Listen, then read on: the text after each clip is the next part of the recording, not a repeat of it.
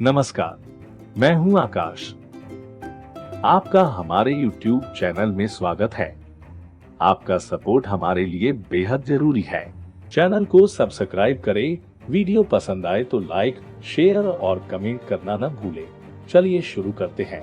भारत के मुख्य न्यायाधीश DY चंद्रचूड़ ने शनिवार को कहा कि तमिल को मद्रास उच्च न्यायालय की आधिकारिक भाषा बनाने के लिए संविधान के अनुच्छेद 348 में संशोधन किया जाना चाहिए।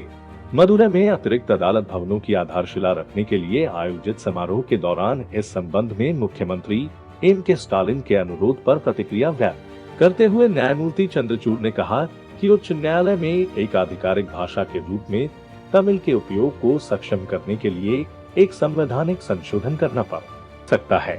यह काम संविधान के अनुच्छेद 348 के तहत किया जाना चाहिए, जो उच्च न्यायालय और सर्वोच्च न्यायालय में अदालती कार्यवाही की भाषा के रूप में अंग्रेजी को निर्धारित करता है। वहीं इस दौरान केंद्रीय विधि मंत्री किरण रिजिजू ने विश्वास जताया कि प्रौद्योगिकी के आगमन के साथ किसी दिन तमिल भाषा का उपयोग सर्वोच्च न्यायालय में भी किया जा सकता है। तमिलनाडु की प्रशंसा करते हुए उन्होंने कहा कि राज्य में न्यायिक बुनियादी ढांचा भारत के कई राज्यों की तुलना में बेहतर है और उन्हें ये देखकर खुशी होगी कि तमिलनाडु की सभी अदालतें अपनी कार्यवाही में तमिल भाषा का उपयोग करती हैं। कहा, उच्च न्यायालय में एक चुनौती है। तमिल एक शास्त्रीय भाषा है और हमें इस पर गर्व है। हम इसका इस्तेमाल होते हुए देखना चाहेंगे। प्रौद्योगिकी में वृद्धि के साथ कानूनी नीतियों की प्रगति शायद किसी दिन तमिल भाषा शीर्ष अदालत में भी इसके इस्तेमाल को सक्षम बना दे। Coming out of the difficult situation, whatever it may be, but we are ready to face any challenges in the future to ensure that all the loopholes, all the gaps, whatever may exist in the future, will be filled up. In India, nobody can say that Chief Justice of the Allahabad High Court for a period of nearly 3 years, a young lawyer would open the case by saying, "May it please your lordships," the old colonial form. But the English advocacy very often ended with saying that. The rest of it was conducted in the mother tongue of the lawyer. I belong to Mumbai, and my knowledge of Hindi was deeply influenced by Marathi, my mother tongue.